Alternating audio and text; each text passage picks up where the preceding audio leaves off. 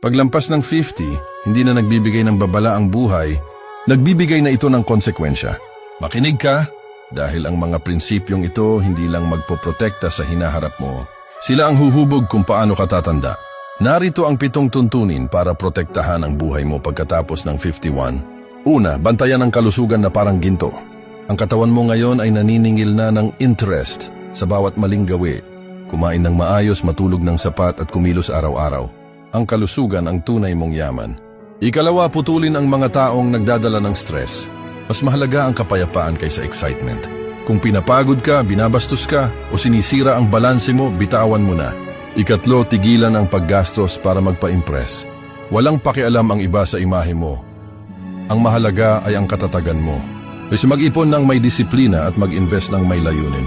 Ang pagdepende sa pagtanda ay isang tahimik na bitag. Ika-4, matutong magsabi ng hindi nagpapaliwanag.